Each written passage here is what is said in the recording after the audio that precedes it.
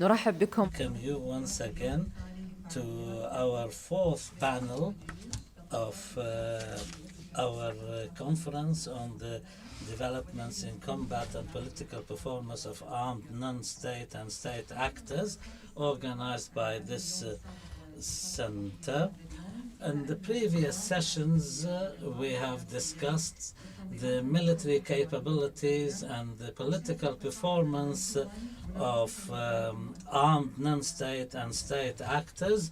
This kind of activity has seen an escalation, and the role these armed groups have played a role in both at the political level and the military level in a clear challenge to the status quo. And also from the Taliban or ISIS or the Houthis or the popular mobilization in Iraq, and Peshmerga in Iraq, and other groups, including Hamas and the Hezbollah and other armed groups. We will discuss in this panel, to continue the discussion, the global politics of combat. We have three panelists for this session.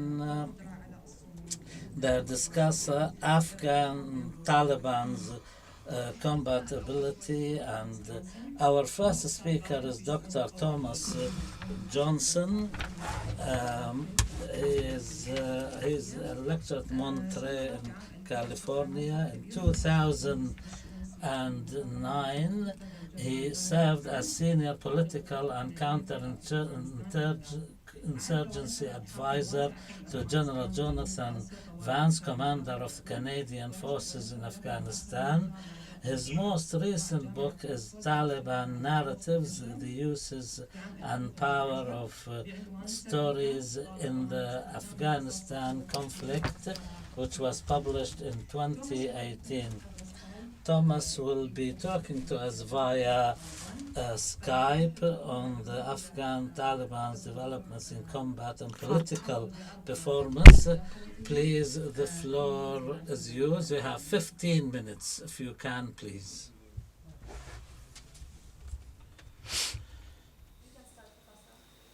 Okay, good morning, I guess, or good afternoon in Doha. I'm sorry I'm not there. I wish I was, but it just didn't work out. I wrote a paper for the conference entitled The Afghan Taliban's Development in Political Performance. And before I get into talking a little about the paper, let me make a couple of points that are truisms that you have to understand. The Afghan Taliban of 1996 or the Afghan Taliban of 2001 have very little resemblance to the Afghan Taliban of 2020. You have to recognize that over the years, Talibs have been around Afghanistan, the Seekers have been around Afghanistan for well over 150 years. The Taliban first became a political organization in 1994, but they were also members of the anti-Soviet Mujahideen, especially from Hezb Islami's Khalas's party, and also Harakat Islami's Mohammadi's party. So many of the initial Taliban were good fighters, but you have to recognize that when they took the country in 2 years, between the years of 1994 and 1996, they really didn't have much opposition. And the Pakistanis helped them considerably in those areas where they actually had to do some fierce fighting, especially in Herat and in some parts of the east. But for the most part, they walked into Kabul without firing a weapon. So it was a little unclear about their military capabilities, but they've expanded greatly over the years. And one of the things that you have to understand is that the Taliban initially came into power because the Afghans were extremely war weary. And of course, the different Mujahideen parties, both the Sunni both the Peshawar 7 or the Sunni parties and also the 4 or 5 Shia parties were actually vying for power, and it started somewhat of a civil war with massive bloodshed. Am I coming through okay? Okay. I was getting a little feedback. I wanted to make sure. But you have to understand that the Taliban did not have to fight very many major battles in forming their regime in 1996. And many of the battles they did fight were Pakistanis. The Taliban, Afghan Taliban, have been extremely flexible in adapting to different military and political situations. The United States early on thought of the Taliban as a bunch of ignorant mullahs with 4-inch beards with a Kalashnikov in one hand and a Quran in the other. And that is, there's nothing that could be more wrong in considering what the Taliban represented, even back in 1996. But they've adopted a series of new strategies, and I'll get into some of their military strategies, but their political strategies have remained fairly consistent. They've never had a distinct political strategy other than the recreation of the Islamic Emirate of Afghanistan and their form of Sharia law based on their view of Deobandism. Now, I think that of the Islamic schools of jurisprudence, they're much closer to the Salafis than they are to the Hanafis. But that's a discussion we can have at a later date. But their view of Deobandism, which I believe that the creators of Deoband Islam in 1852 in India would not recognize what they've been pushing. It surely has not been the type of Islam that's been practiced at the regular Afghan village in the rural areas. But as I mentioned, they've been extremely good at adapting. The second thing that the Taliban have been excellent at is their information operations. One of the reasons that the United States failed in Afghanistan is we had no narrative or story to tell. There was an interesting study done by one of the major television networks in the United States 10 years after 9/11, which ostensibly was the reason that we went into Afghanistan, of course, to take care of al-Qaeda, but it later got involved in nation building and we went after the Taliban. But, initially we went in to settle scores with bin Laden and al-Qaeda. But 10 years after 9/11, there was a study done, and less than 2% of the Afghans had ever even heard of 9/11. And one of the things that you have to recognize, in fact, I wrote a book about it called Taliban Narratives, the use of power of stories in the Afghanistan conflict, is the Taliban have been absolutely brilliant in putting together a series of stories and narratives to be able to gain popular support in the center of gravity of Afghanistan, which is rural Afghanistan. We hear a lot about what's going on in the urban areas, but the real center of gravity, and this war was won or lost in the rural areas. And they were extremely good at adapting and extremely good at developing narratives based on local politics, based on local dimensions and dynamics. And quite frankly, I don't say this to be, it is somewhat obviously critical, but the United States and NATO was always too lazy to go to the rural areas of Afghanistan to find out what the rural Pashtuns really wanted. So we never were able to develop any type of information operation or narrative and story that made any sense. And I'm a firm believer that if you take a look at the major conflicts since World War II, be they wars of national liberation, be they civil wars, or be they insurgencies, that these conflicts are usually won by the actor that has the best series of narratives and associated stories that back up their political agenda. And this is where the United States and NATO failed miserably. And you can even take a look at the Taliban's sophistication on the military side by analyzing their code of conduct. They have what's known as a lahaya, which is basically their code of conduct. Now, some of this also is an information operation, but it does give an explicit code of conduct, even that their foot soldiers are supposed to follow. Now, some of this clearly is propaganda, but it is very interesting if you take a look at the Lahaya and to see how they've developed their rules of war and how they try to moderate some of their behavior over time. And it also, the Lahaya also forms, also gives a very good description of the political structures that they have established in shadow governments that they have in all 34 provinces presently in Afghanistan. And you'll find out that many of these areas where they have shadow governments, they're actually performing social services much better than the Afghan government. And one of the key things that the Taliban did early on that was absolutely brilliant is they developed a justice system.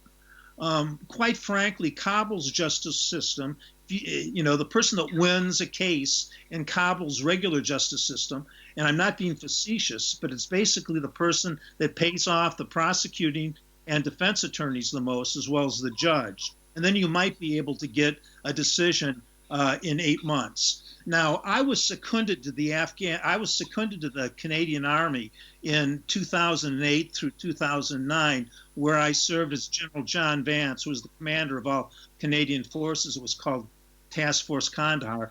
But I was seconded to be his senior political officer and counterinsurgency advisor.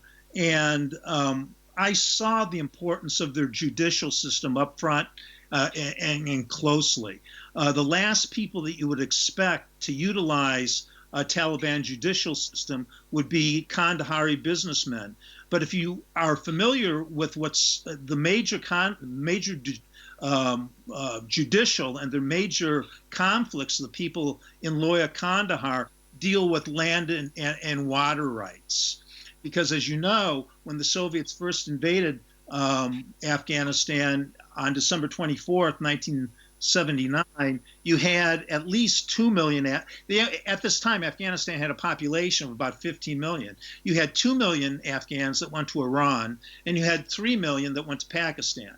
And after the United States in their initial invasion on October 7th of 2001, you started to see Afghans return from both Iran and Pakistan. And you saw people that were sitting on their land. So many of the Kandahari businessmen were driven into the city from their lands because of threats from the Taliban. But they would regularly go down to a place where early on, before United States Special Forces destroyed the brick and mortar, they actually had a court system in Zangabad, which is in the far southwestern section of Kandahar. And they would regularly go down there, and the Taliban justice system and their judges would make a decision within 24 hours on different land and water disputes and grievances. So this is very important, the use of their judicial systems. Also, as I mentioned earlier, one of the things that they were very good at was developing their information operations. And they used things like Taranas, which are chants, non-musical chants, poetry. At the time of the American invasion, possibly 5% of the men in rural Afghanistan, which represents 80% of the population, and maybe 1% of the females were literate. But Afghans have adopted poetry over the year to be able to pass down information from generation to generation. The rhyme and the rhythm and just the basic notion of poetry makes it much easier to remember sitting around a campfire or whatever, learning about past generations. So again, I can't stress how important the Taliban's use of stories and narratives were in gaining the support of much of the population. And they relied on the local population in a very real way. They relied on local populations for sustenance, logistics, and most importantly, information. The United States hardly ever spent a night in an Afghan village. And even their forward operating bases were in the same places that the Soviets had set up theirs, and they used basically the same lines of communication. I mean, I briefed the Pentagon for years trying to get them to move their bases into the village areas, and in fact ran from Afghans, not only for intelligence value, but to be able to work closely with Afghans at the local level. And the Taliban strategy recognized the importance of that. Thomas, you just gentle reminder, please. You have 1 minute left. You have 1 minute left. I'm sorry? You have 1 minute left. Oh, a couple of minutes left. Okay. Well, let me talk about the Taliban way of war. The Taliban has basically one strategy: to force the United States into making mistakes. So what they wanted to do was to have maneuver elements chase around basically Madras and then pray for the U.S. Air Force to come in and drop 500-pounders on the village, hoping for one to go astray, because they recognized if an Afghan innocent was killed, they would lose that village forever.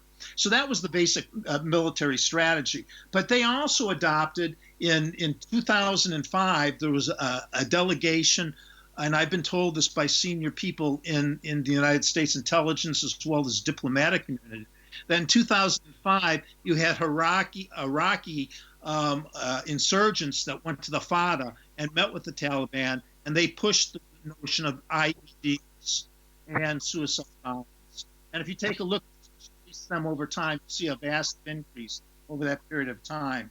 There was only once that the Taliban ever defeated the United States or NATO of any particular size, and that's when they overran a combat operating post in Nuristan called Kop Keating.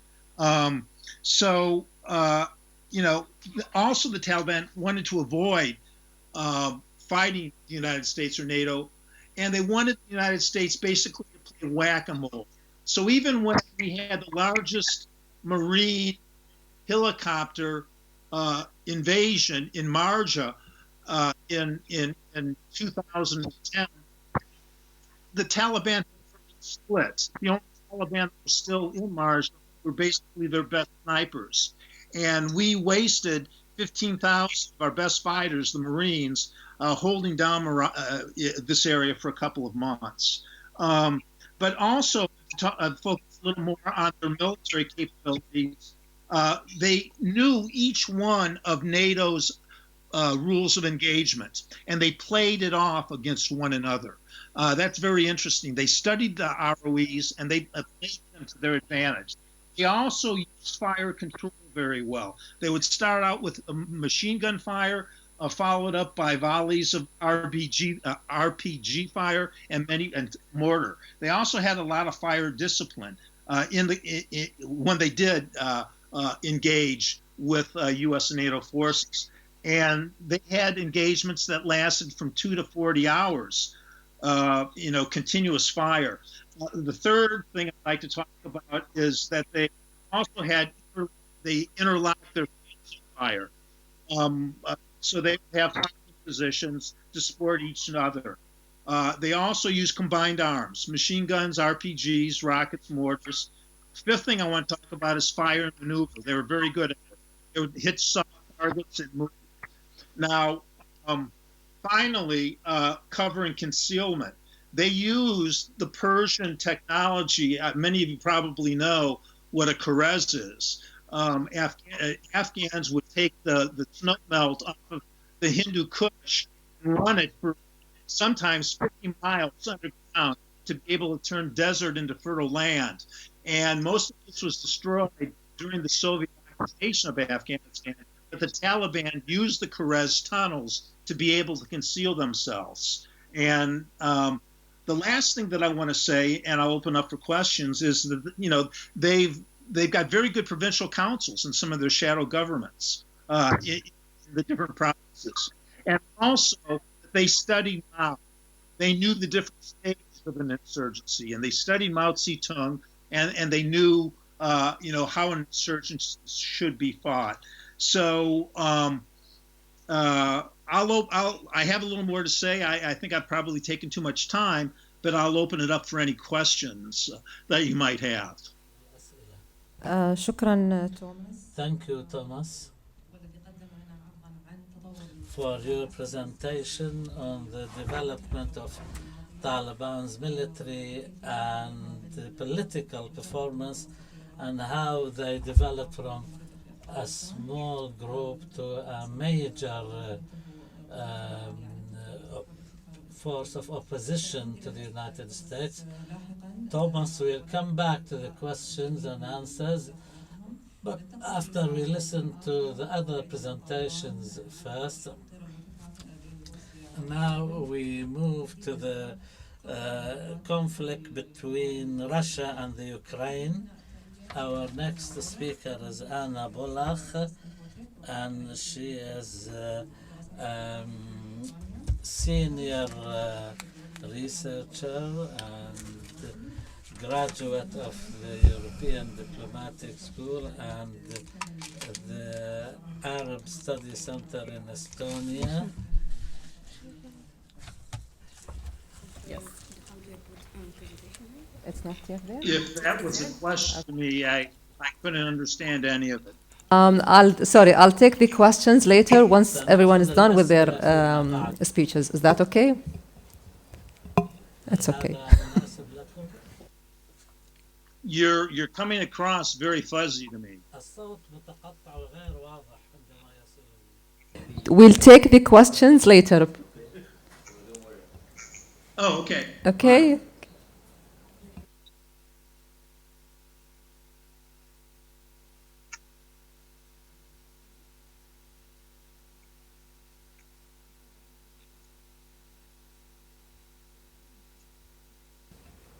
Okay. So I probably will be without presentation, unfortunately. It's on that laptop.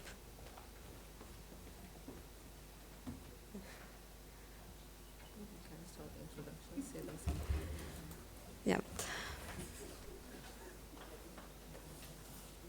Yeah.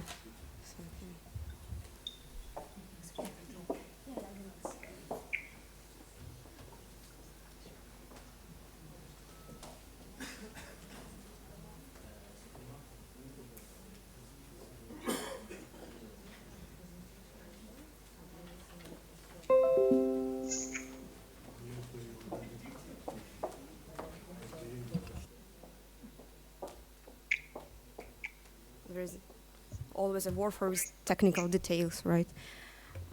So hello, I'm Anna Bulakh. I'm from Ukraine.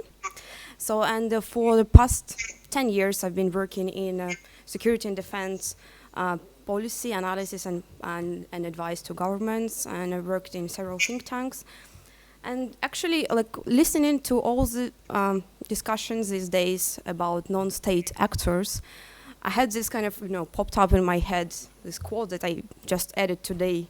Like, I don't know, what if a state acts as a non-state actor and actually on a foreign territory? Switched off. Now you can hear? Yeah. So, what if a state acts as a non-state actor and actually on a foreign territory? It's how I would briefly introduce Russian actions in Ukraine, because the covert operations and hidden operations in shadow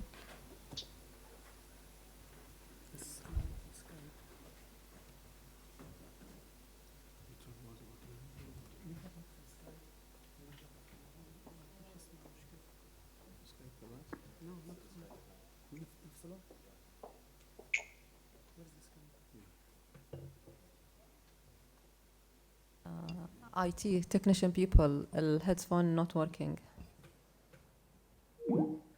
Any here? Where is Sijo? Sijo, not working. His headphones. Hello? Now everything is okay, right? So I hope you heard on my introduction a bit, and understanding how non-state actors actually operate in a field. We have to actually sometimes be in a field. So for 3 years, I've spent in ATOR area, anti-terrorist operation area in eastern Ukraine. And we've tried to understand how information operations were conducted and how this story was developed by adversary. So for me it was always important to understand actually how in Ukraine actually could deter Russia in a time in 2014 when actually its state actors were dismantled and could not actually counteract. And it was a civilian force and volunteer defense force that actually could counteract. And it's interesting twist now because we talk about non-state actors and actually mobilized groups as potentially adversary or enemies, but in the case of Ukraine, those actually forces that could deter, but at the same time it gave Russia a plot and a story to tell and to build its propaganda around it. So I like to be more schematic always in understanding Russian operations and how they implement them and run. So the Russian military operation strategy is better understood using the term systemic operation design.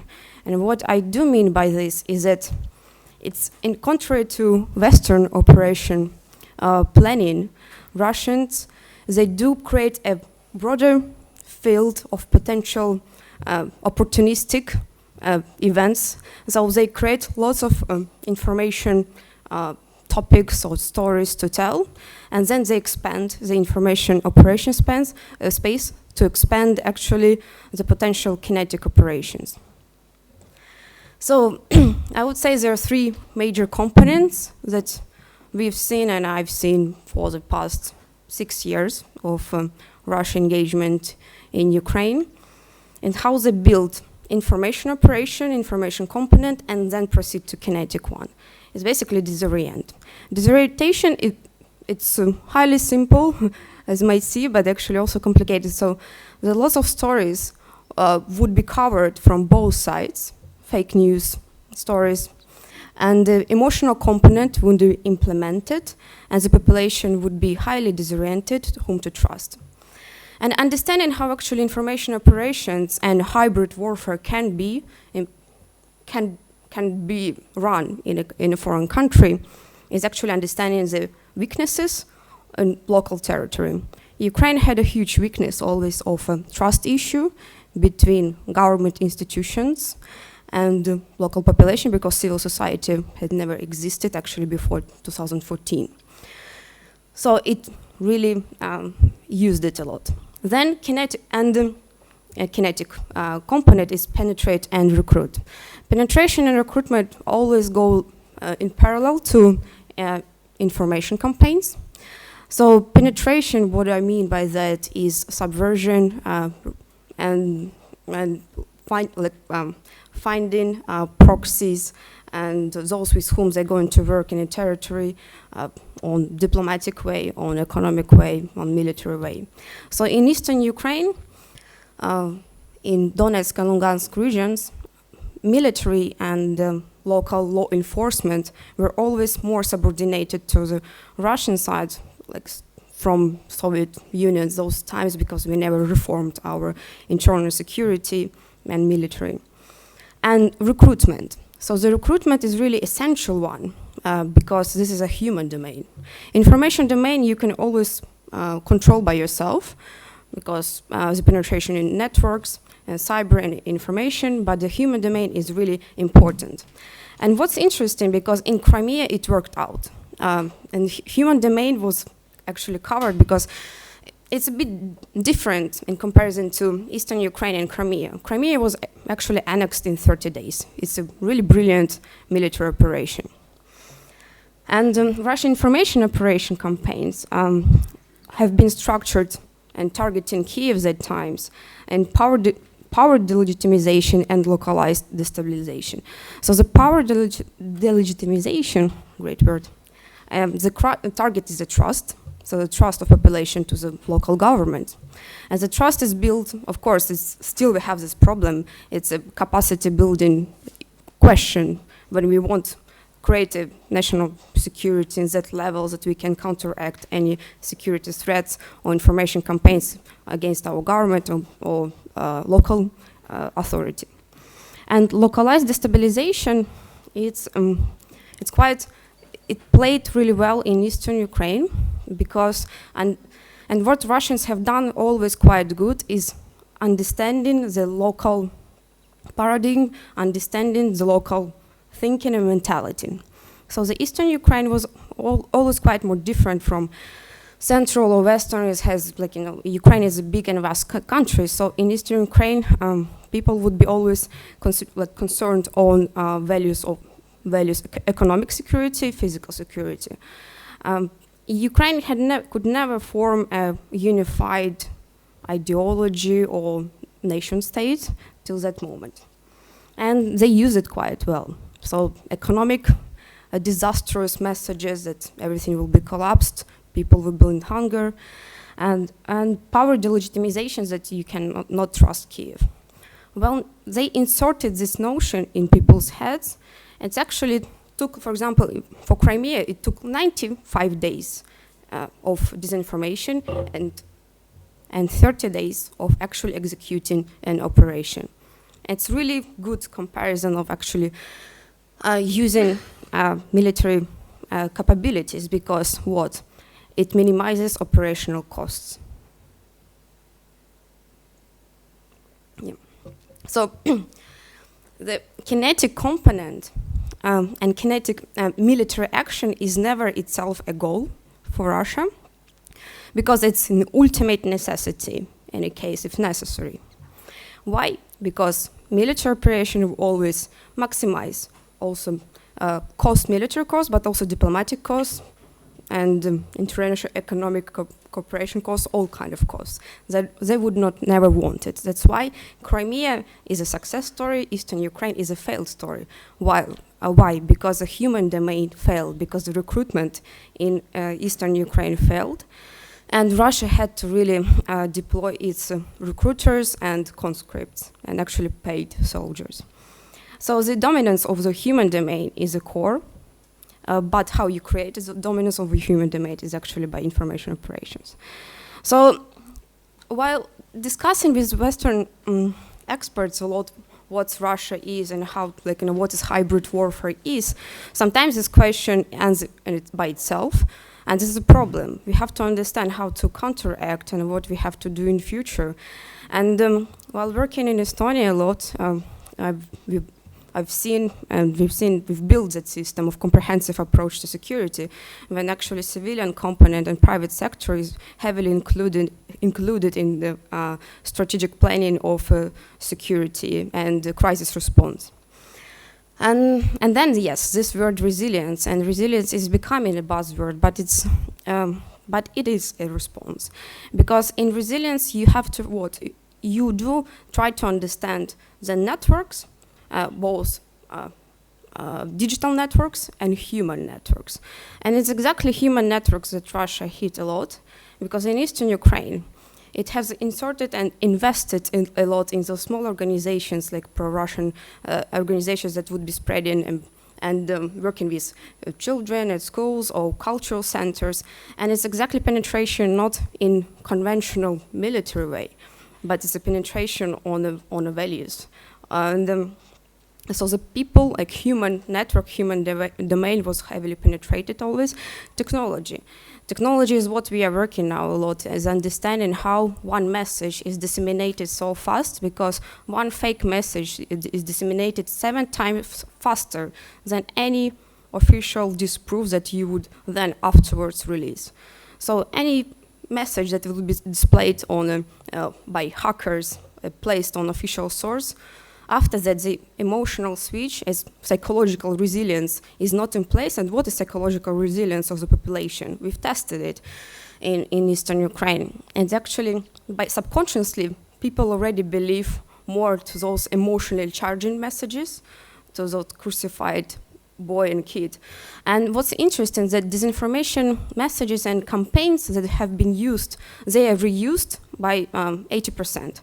So actually, by what we are doing now is tracking down disinformation campaigns and messages, and then tracking down how much more, like in continuous years, they were reused.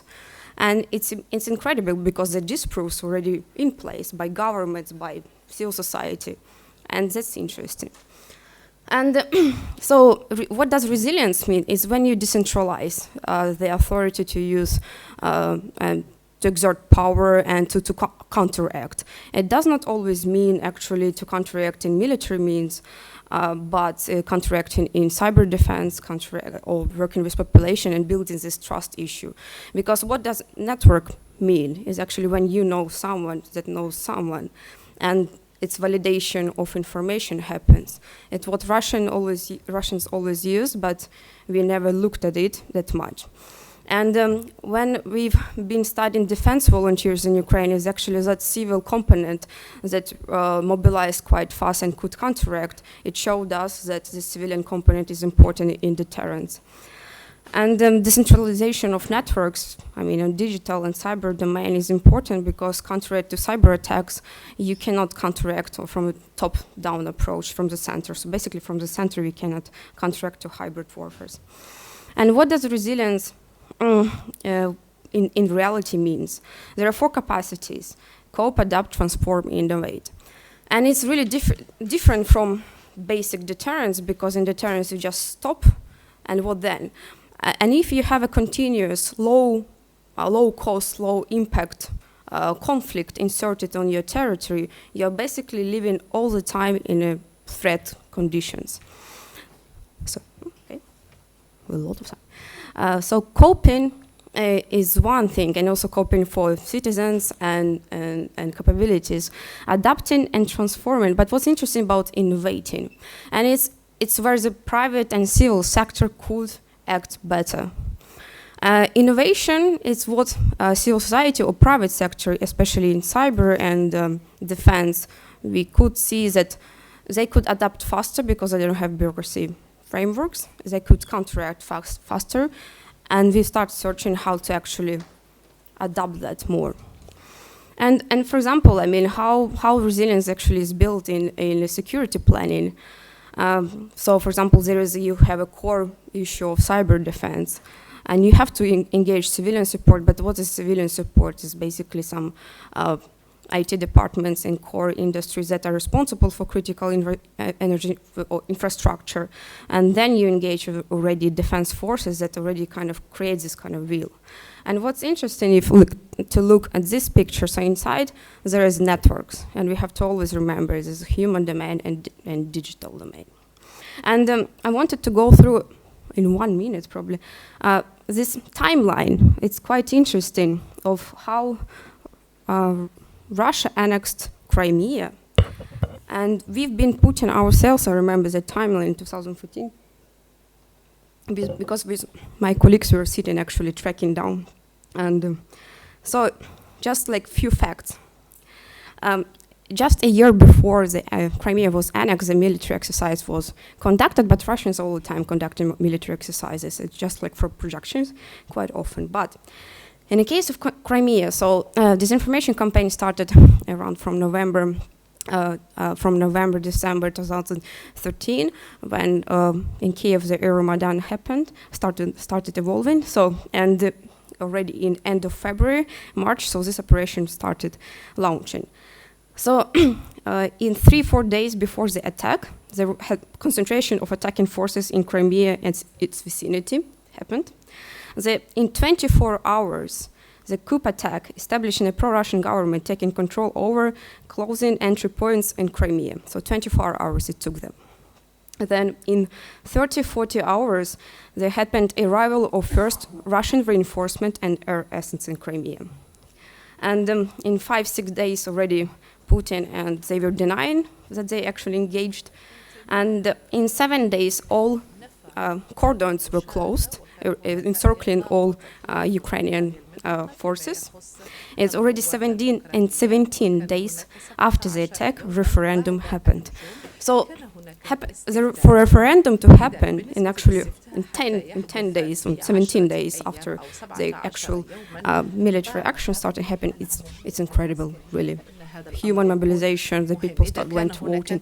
But again, what it took around 90 days of disinformation campaign. And actually in 20 days after they attacked, the first clear use of human shields happened in Ukraine, and in 27 days the last Ukrainian warship was captured, and in 50 days Russia officially integrated Crimea into its وتم territory. ضم شبه جزيرة القرم إلى Thank you for الأراضي listening. الروسية. شكرا جزيلا لاستماعكم.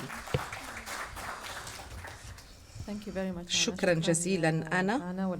Thank you very much, Anna, for your presentation. You gave us a presentation about the expansion of the Russians in Ukraine in asymmetrical kind of wars, and also the campaign of misinformation that was carried out. So the third speaker in this session is going to be David Darchiashvili, who is going to speak about the pinnacle of the Russo-Georgian hybrid war. So David is a professor at Ilia State University, Tbilisi, Georgia. He graduated from Tbilisi State University and throughout his career has served as a visiting scholar at various Western educational and research institutions. In 2002-2003, he was Fulbright Fellow at Johns Hopkins University, Washington, D.C. He teaches national and regional security and has authored several Thank you very much. articles. So my presentation revolves around the so-called August War, which happened in 2008 between Georgia and Russia. It lasted formally, I mean, speaking 5 days only.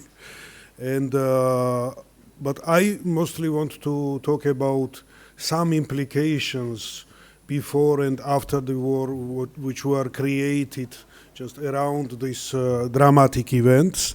Little bit of geopolitical implications, but mostly about problems related with the state building, which led to the war, affected the performance of sides during the war and continued afterwards. And of course, somehow resonating in the same line as Anna already presented, I will talk about hybrid methodology of Russian Federation.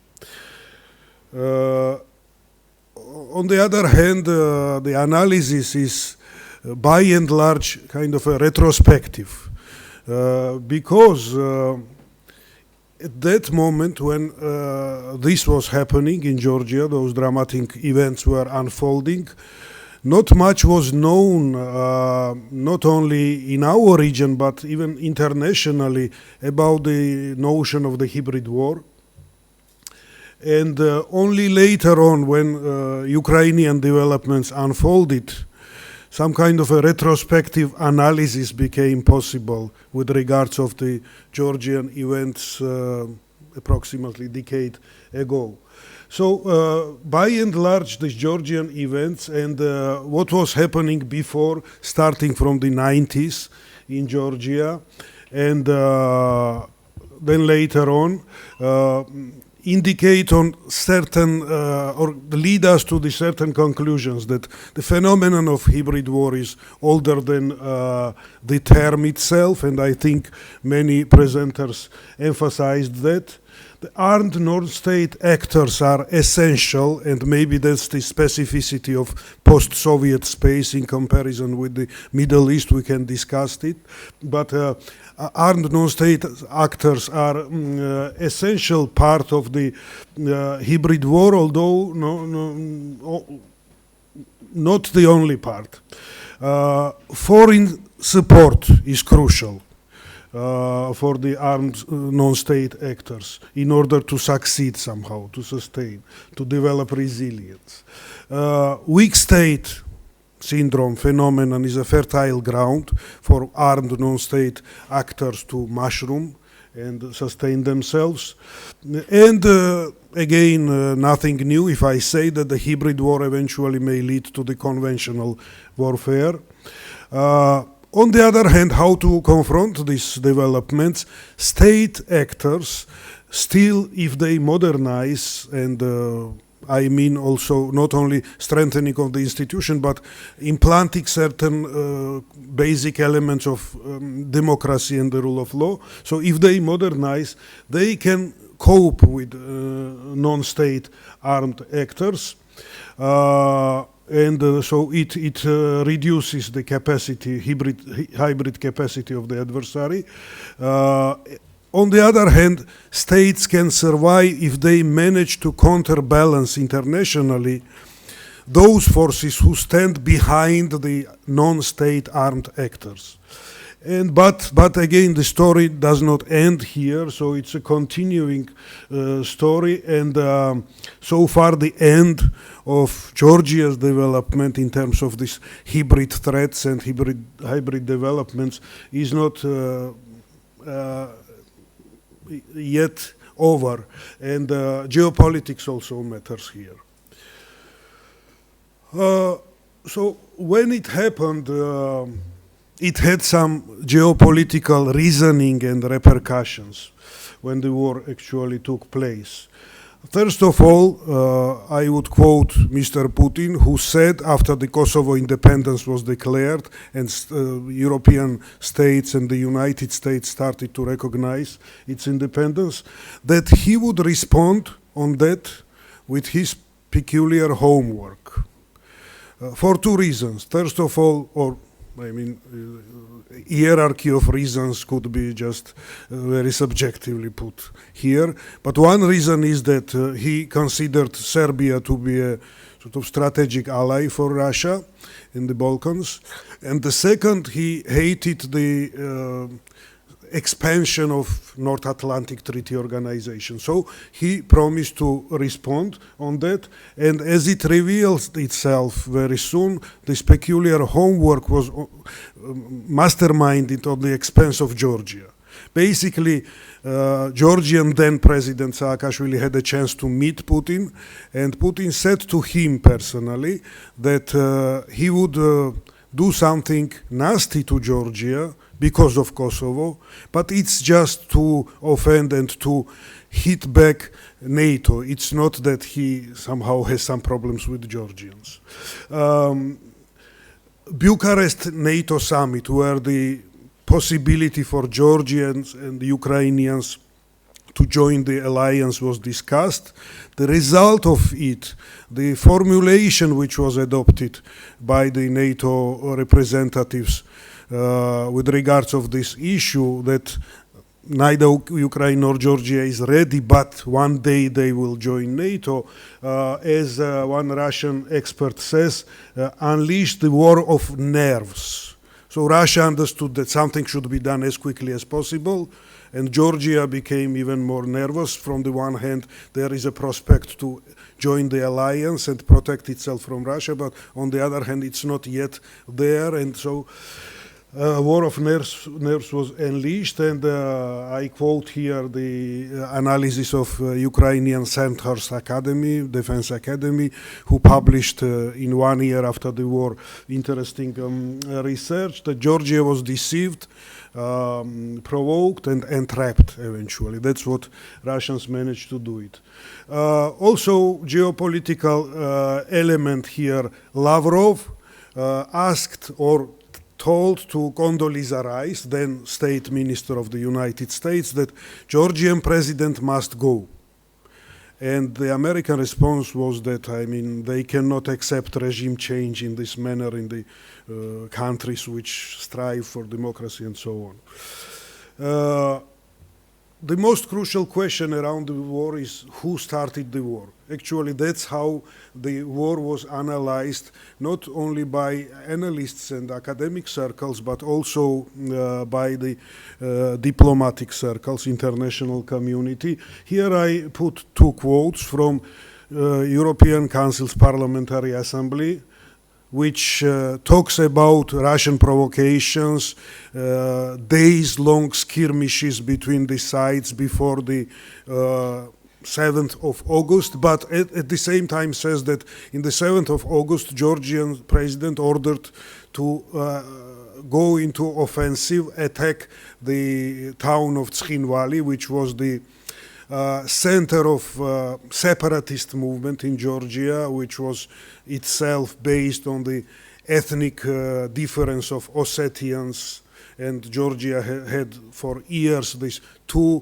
separatist enclaves, Abkhazian and Ossetian, based on the ethnic diversity, ethnic difference from Georgians. So on this August of 7, 2008, Georgians moved, Georgians bombarded this stronghold of Ossetians, and for Council of Europe's Parliamentary Assembly, that was a new stage that escalated the situation and led it to the basically to the conventional warfare. But then the quote for the New York Times publication already in September 2008, they published there based on the interceptions of intelligence services that prior to Georgian attack, and you see the map here, Russians were penetrating Georgian territory. Military column was moving towards Georgians' position. So in a way, it made ground for Georgians to claim that their attack was in a way defensive one, in order to somehow prevent the fall of Georgian positions there. Well, I skip this because I do not have much time. Ground for retrospective analysis. In 2013, head of the General Staff of the Russian Armed Forces, Gerasimov, publishes his famous piece about non-linear warfare, which was translated in the West as a Gerasimov doctrine of the hybrid warfare, where Gerasimov basically said that all these Arab Spring developments, this is the Western plot, Western style of non-linear warfare, but again, it somehow showed what Russia was going to do. And Gerasimov was saying that Russia should act in advance, not to copy, to act in the same manner abroad, and then Ukrainian events unfolded, and all that gave the possibility to the strategic community to say what was really the Russia's idea of non-linear hybrid warfare. It was kind of putting Clausewitzian classical dictum ups and down. So if Clausewitz was saying in the 19th century that war is the continuation of politics by other means, what Russians do, or how Russians see the politics as such, interesting article written by Major Scott Har, where I took this quote from, says that that's the politics which is a continuation of war. So politics is a never-ending war. That's how Russia sees, and that's how Russia behaves. And then again, pieces of analysis appeared that, look, okay, everybody talks that hybrid warfare is going on in Ukraine, but it all started earlier. It all started in 2008 in Georgia, but I would say that elements of this hybrid warfare in Georgia started even in the 90s. So that is all explained in my paper, which I presented, which is much more larger than the minutes which we have. Still I have 1 minute? Okay. So how it was developing in the 90s, Georgia was virtually a failed state. Soviet Union collapsed. All nations started nation building, but that was a complete mess. I bring some names here. For example, one of the Georgian non-state armed actor was led by notorious mafia boss, and Soviet mafia, that was a special mafia, led by so-called thieves-in-law, that was a title, the rank in Georgian, in post-Soviet and post-Soviet criminal world. So Jaba Yoseliani was like that. And on the other side, on the separatist side, on the Ossetian side, very interesting person, Oleg Teziev, businessman entrepreneurship, and entrepreneurship was just a very murky sort of business in post-Soviet times. He was from the North Ossetia, which is part of Russia, not of Georgia. The Georgian side, we have South Ossetia. So this guy was invited by South Ossetians. This guy became a prime minister of South Ossetia, and while being prime minister, he managed to disarm the whole Russian military base. And he was telling the story, he had only 17 followers, while Russian base was sort of stuffed with 300 soldiers and officers, and he took all the armament from this base and moved it to South Ossetia. That's how, I mean, confrontation actually is being started. Weak state syndrome in Georgia. Saakashvili, the then president, launched the modernization efforts, and he really managed to have army units, about 30,000, capable of counter-insurgency warfare and low-level warfare. They were never trained in the conventional warfare against Russian tanks, but they were quite capable of defeating these armed non-state actors. But at the same time, through these reforms, he heavy-handedly dealt with the opposition, and these are photos from Tbilisi events. Just few months prior to the August war, what was Tbilisi like? And Russians' hands were there, informational campaign, funding of Georgian-based, Tbilisi-based proxy non-governmental organizations, spreading of disinformation, portraying Georgian president as a Hitler, you see the swastika on his elbow. So that was all part of this hybrid activities of Russia against the new Georgian modernizing regime, which aimed to join the Western community of nations. And in Georgian eyes, I mean, of course, the whole opposition cannot be blamed that they were just agents of influence of Russia, but as again retrospectively WikiLeaks materials revealed from 2009 events, the Spanish investigation, the Austrian investigation showed that in some cases Georgian opposition was funded by Russian mafia. And again, Russia was very strong in its hybrid activity to use criminal networks. Organized crime was part of these activities. So all in all, it somehow made Saakashvili and his government, Georgian then government, to develop kind of a siege mentality. Whatever was going on in the conflict zone, plus in the capital, was perceived as a somehow orchestrated activity, and Russia behind that.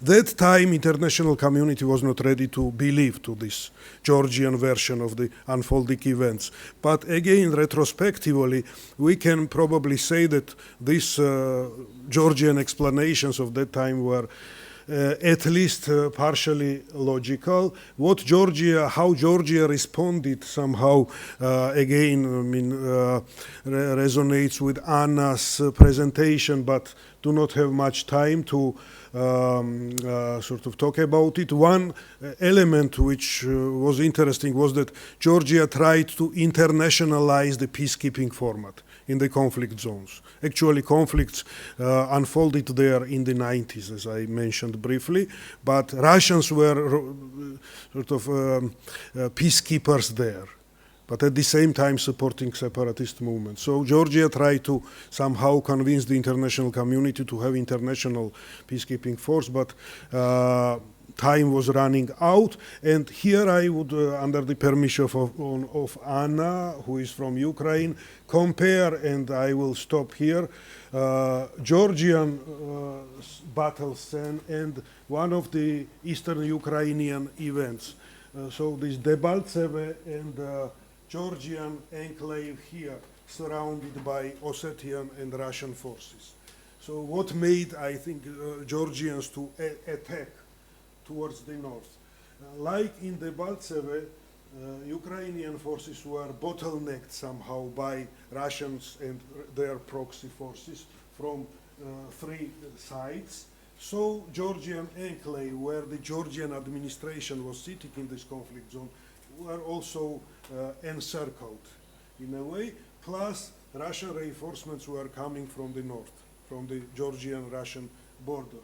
So Georgian troops were in the south.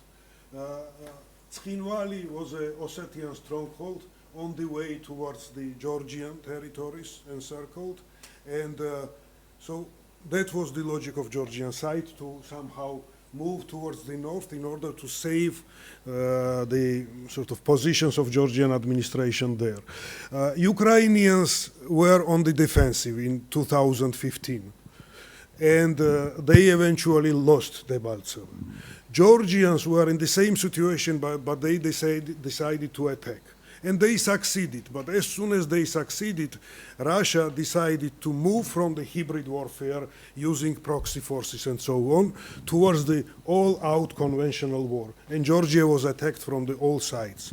And only, I would say, European negotiation, but mostly American warning of Russians that American Navy was heading towards the Black Sea, made them stop short from the capital Tbilisi, and that's how Georgian government was saved. إلى العاصمة تبليسي فتم إنقاذ الحكومة الجورجية. سأتوقف عند هذا الحد وشكرا لحسن إصغائكم. Thank you very much, David. شكرا. David spoke about the pinnacle of the war between Georgia and Russia, and the outside support for the armed groups inside Georgia, and how these groups could not achieve their objectives unless they were faced with failed or weak state. We first want to apologize because we cannot keep contact with Professor Johnson, and for the time difference we apologize to Professor Johnson. We open the floor now for questions and answers. Please be brief. We start from the right here.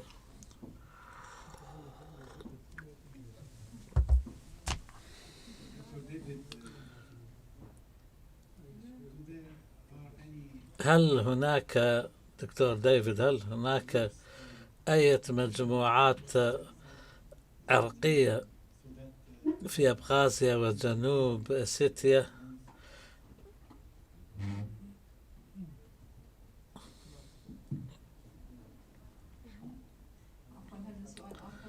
Is there any other question from this side?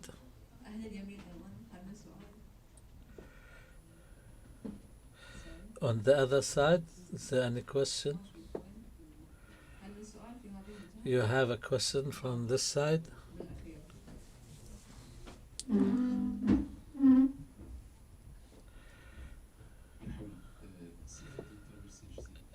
Saifuddin Trabulsi. My question was the role of the Russian arms, as they called, and specifically the Russian security firms. We know Russia uses Wagner in Libya and other places in the world. The role of these companies in Georgia, what was it? Okay. طيب. أي سؤال آخر؟ Any other question? Okay. تفضل Okay, David and David then then Anna. First David, yeah. Thank you, General. If I correctly understood your question, you asked me about those ethnic groups which live in now occupied Georgian territories, Abkhazia and South Ossetia, who were sort of potentially proxies for Russians, right, with whom Russia worked. These were so-called titular ethnic groups. In South Ossetia, these were and are Ossetians. And I did not have much time to develop on the clashing national projects which emerged in Georgia. These are mostly ethnically based national projects. When Georgia stressed upon its national awakening and the desire to have its independent states, Ossetians were worrying that what kind of state it will be, would not it make them second-rate citizens? And Russians very much exploited this. The same in Abkhazia. Abkhazian ethnic group is different from Georgian ethnic group. They have their language and their claim of their sort of ancient nationhood and so on and so forth. On the second question, on groups like Wagner, this private military company, in Georgia at that time it was not, widespread or popular to create this kind of private military companies. It was done otherwise. So Russians were helping to send so-called volunteers from the southern Russia. If you have if you know the notion of Cossacks, the old military social layer in Tsarist Russia, which somehow was basically abolished in Soviet times, but then somehow re-emerged again. So Cossacks plus some North Caucasians, Chechens especially, they created armed groups which were not formalized, legal, but which were then Russian special services were opening ways for them to move to Georgia and participate in this warfare against Georgians. On the other hand, by 2008, I have information here, the so-called South Ossetian state-led armed non-state actor which controlled the territory in the north of Georgia had a government consisting of the head of the local special services, Anatoly Baranov, who used to be a Russian KGB officer in Russia, and now he became a head of the local special services in South Ossetia. Again, from Russia came the Minister of Interior of so-called armed non-state actor. He was also Mindzyaev. Head of the National Security Council of the statelet of South Ossetia was Anatoly Barankevich, Russian general. So they did not need at that time to create groups like Wagner. The Russian officials, military, were en masse retiring in Russia, coming to Georgian territory and putting themselves in charge of the so-called Ossetian, whatever it was, armed non-state actor. So that was the reality. By the way, if I may, I add here that in the eastern Ukraine, Anna was talking the story, there is a very interesting website, InfoNapalm, which collects all evidences of Russia's participation, Russian military participation in war in the eastern Ukraine. According to their information, 2,600 Russian military men were tracked from which military unit of Russian army they come and how they end up in the eastern Ukraine fighting on the against Ukrainian forces. And some of these personalities, known by name when they came, their photos and so on, are coming from Russian bases now located in occupied Georgian territories. So that's again additional link of these two big zones of the hybrid warfare, which are somehow managed by Russian Federation. Shukran, David. Yes. Yeah, I will add a bit on those points. First, to compare on ethnic, on other questions in Ukraine, is not the case. It just heavily was used in disinformation propaganda campaigning linguistic question, but Ukraine per se is a country bilingual. So Russian, it came from Soviet Union, and Ukrainian some regions they don't speak it really well. And pushing for this line of nationalism and far rights, and trying to portray some and recreate some far right movements or groups, it's actually heavily failed, because even in elections in Ukraine, far right, like ultra-nationalistic parties have not entered the parliament. So it's actually, they were failing to prove it with evidences, Russian disinformation. And it was interesting, in 2014, I came to Donetsk. I'm originally from Donetsk. I came to visit my family at the time it was there, then it withdrew. And I was working with my colleagues in Estonia, and I received a message, Anna, you would have to get out because the battalion Vostok entered. And the battalion Vostok is an interesting thing. It's those mercenaries that were quite cruel in Georgian war.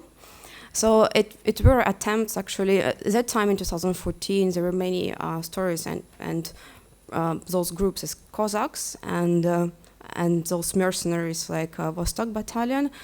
But again, it was used heavily to project and mobilize the local population to actually come and subscribe to these separatist groups. And again, this human factor a bit failed.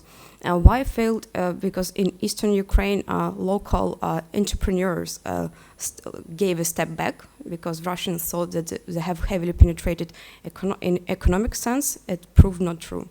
So they had to create these BTGs, battalion tactical groups, and in head of all these BTGs there would be basically official Russian militaries, and how they were tracked down also by Napalm, because the network of Kontakte, it's like Facebook, now it's banned in Ukraine. Those Russian official conscripts, they were publishing their photos that actually they're serving, but they were serving on a foreign territory, fighting a foreign war. مزيد من الأسئلة.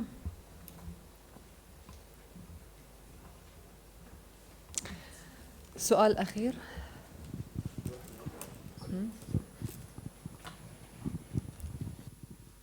Hello, Richard Jeremy from the British Embassy. Can I ask both speakers if they think that Russia has now achieved its aims? I mean, effectively, are they where they want to be? Or do you think there's going to be further movement? If I might add also to this question, I think I think maybe he left, one of the audience was staying there. He was also asking questions regarding about the role of the Russian government companies in financing those groups. Yeah, was it within the question? I don't know whether you answered it or not, but I believe it's within the same question. Well, in a way, it's a matter of interpretation. I do think that, of course, Georgia was damaged very seriously, but because of the loss of territories, and now it is even more difficult for Georgia to join NATO or even the European Union. Although Georgia survived as an ASA, the armed state actor, while Russia's aim was to somehow dissuade Georgia eternally to look to the West, and Russia did not manage it. On the other hand, Russia had to behave in a way that it stripped Russia these clouds of peacekeeper. Russia lost the quite important position of mediating force. Of course, Russia was manipulating with the conflicts, but internationally still this country was acknowledged as a mediator in the conflicts of post-Soviet space. But since Russia had to resort to this all-out war, intervene, into Georgia militarily from all sides, occupy other cities which had nothing to do with these conflict zones, bomb even the capital. Russia was damaged diplomatically, I think. So that's why I would say that the story continues. No one is victorious in this war.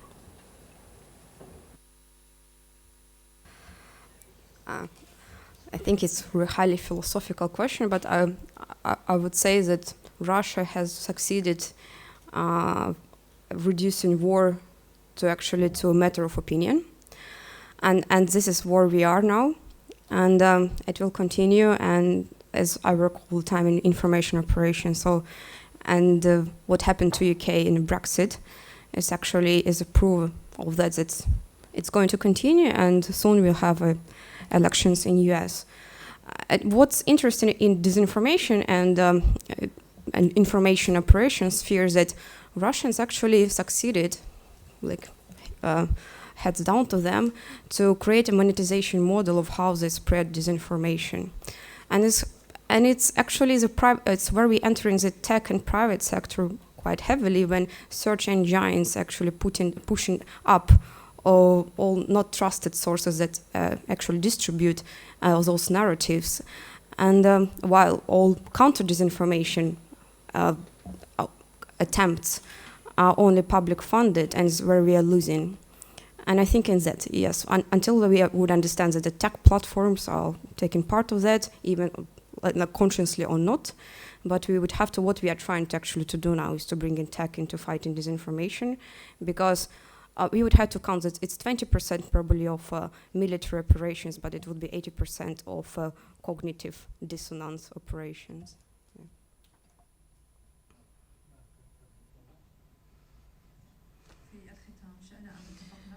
At the end, whether we agree or not, it seems and it is very clear that these organizations have created a great deal of historical change in how to deal with the different